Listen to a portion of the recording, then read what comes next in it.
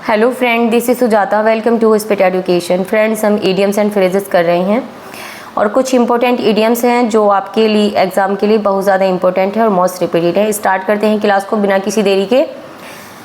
To cap in hand. To cap in hand idiom है और बहुत ज़्यादा इंपॉर्टेंट इडियम है। टू कैप इन हैंड कहते हैं to ask someone in a polite and sincere way for something.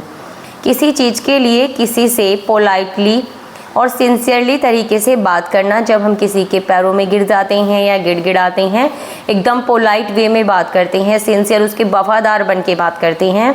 जैसे हम अपने बॉस से बात करते हैं या अपने सीनियर से बात करते हैं, प्रिंसिपल से स्टूडेंट्स बात करते हैं, तो उसके लिए आता है कैप इन हैंड कि कैप को, अपने सर के कैप को हाथों में ले लेना। इट मीन्स जो हमारा कैप होता है, कैप हमारी शान होता है, हमारा सम्मान होता है, मान होता है, मान सम्मान होता है हमारा कैप। तो कैप को अपने हाथों में ले लेना। इट मीन्स बिल्कुल उसके पैरों में गिर जाना।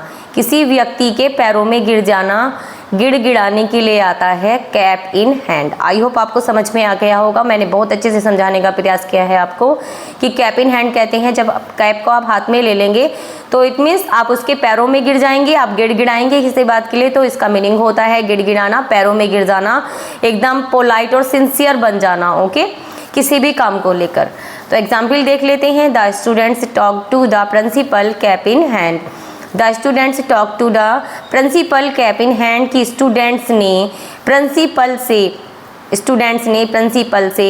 जो स्टूडेंट्स हैं प्रिंसिपल से, अपने प्रधानाचार्य से, प्रिंसिपल से, प्रधानाध्यापक से एक कैप इन हैंड की गिड़गिड़ा कर बात की, एकदम उनके पैरों में गिर कर बात की, एकदम हाथ जोड़कर, एकदम पोलाइटली सिंसियरली तरीके से बात की। ओके, आई होप आपको समझ में आ गया होगा और इडियम बहुत इंपॉर्टेंट है, आप इनको मार्क भी कर लीजिए इडियम को। नेक्स्ट इडियम है टू कैप द क्लाइमैक्स।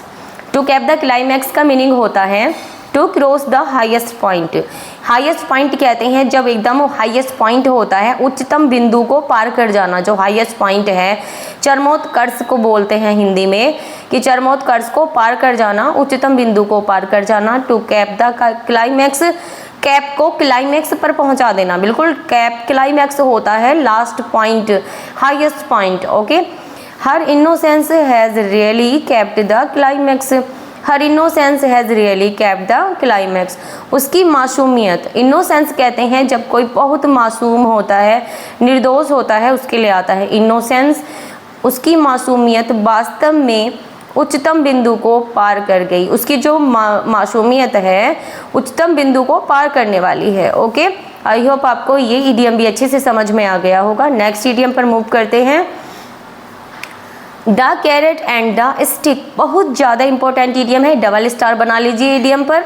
कई बार एग्जाम में पूछा गया है और बहुत बार पूछा जाता है। Okay friend, the carrot and the stick, the hope of rewards and the threat of punishment, कि इनाम की आशा और पनिशमेंट की जो सज़ा होती है उसके लिए आता है, जो हम दंड देते हैं उसके लिए आता है जब हम कैरेट में हम क्या करते हैं, इनाम देते हैं। ओके, तो जो हम पनिशमेंट की, हम किसी को थ्रेट करते हैं, धमकी देते हैं, सज़ा की हम जब किसी को धमकी देते हैं, आप उससे लगा सकते हैं हिंट इसका, द कैरेट में हम किसी को कैरेट कर रहे हैं। कैरेट कहते हैं गाजर को, कि हम किसी के लिए अच्छा कर रहे हैं, इनाम दे रहे हैं, उनको क्या कर रहे हैं, होप ऑफ रिवार्ड्स।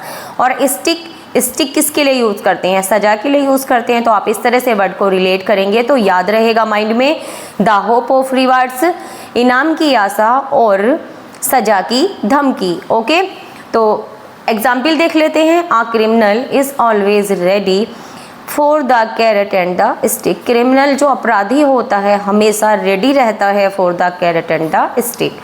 हमेशा सज़ा जो होती है, सज़ा की धमकी और इनाम के लिए रेडी रहता है क्रिमिनल। ओके, आई होप आपको अच्छे से समझ में आ गया होगा एग्जाम्पल से।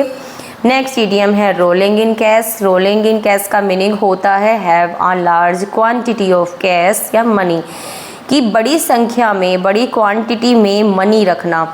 आपके पास बहुत ज़्यादा मात्रा में मनी होती है, बहुत मनी होती है, बहुत धन होता है या कैश होता है, उसको हम बोलते हैं रोलिंग इन कैश, कि आपके पास अधिक मात्रा में कैश होना।